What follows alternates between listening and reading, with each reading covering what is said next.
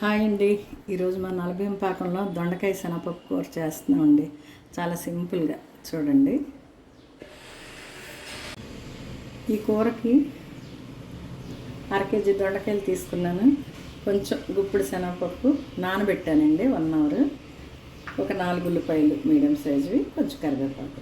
చాలా సింపుల్గా చేసుకోవచ్చు. చూడండి చెప్తాను. స్టవ్ వెలిగించుకుని కళాయి పెట్టుకున్నామండి. దీనికి సరిపడినంత నూనె వేస్తున్నాను.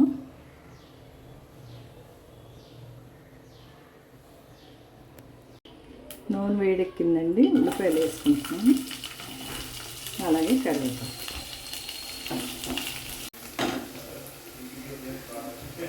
ఇప్పుడు శనగపప్పు వేసుకోవాలండి. ఉల్లిపాయ కొంచెం వేగిన తర్వాత శనగపప్పు వేసుకోవాలి. శనగపప్పు వేసాక కొంచెం వేగిన తర్వాత దొండకాయ వేయాలి.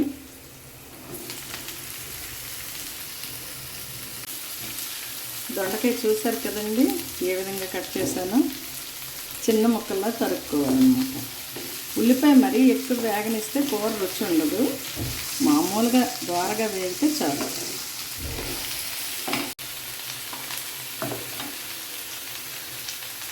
ఇప్పుడు దీంట్లో కొంచెం పసుపు, ఉప్పు వేసి మగ్గనిద్దాం. మూత పెట్టి సిమ్లో పెట్టి.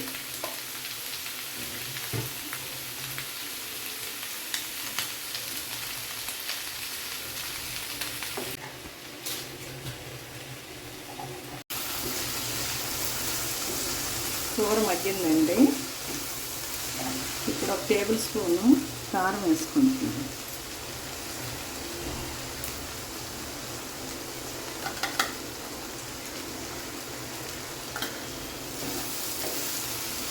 బాగా కలియబెట్టి ఒక గ్లాసు నీళ్ళు వేసుకుని, ఒక చిన్న గ్లాసుతో నీళ్ళు వేసుకుని కొంచెం ఉడికించుకోవాలండి.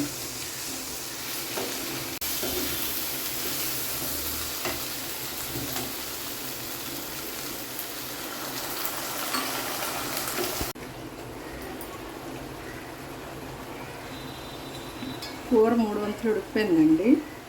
కొంచెం వాటర్ ఉన్నప్పుడే జీలకర్ర, ధనియాలు కలిపి పొడి చేసుకున్నాం మేము. అది 1 స్పూన్ వేస్తున్నాం. ఇంక ఇది ఇలా కలిపేసి మొత్తం ఒక 5 నిమిషాలు అయితే వాటర్ పూర్తిగా ఎగిరిపోయాక ఆఫ్ చేసేసుకోవడమేనండి.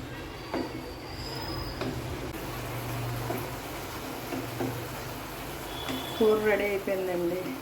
ఇది రైస్లోకి బాగుంటుంది, చపాతీలోకి కూడా బాగుంటుందండి. చేసి చూడండి, చాలా సింపుల్గా చేసుకోవచ్చు కూరని. సమ్మర్లో వేపుడు కంటే ఇలా కూర చేసుకుంటే బాగుంటుంది.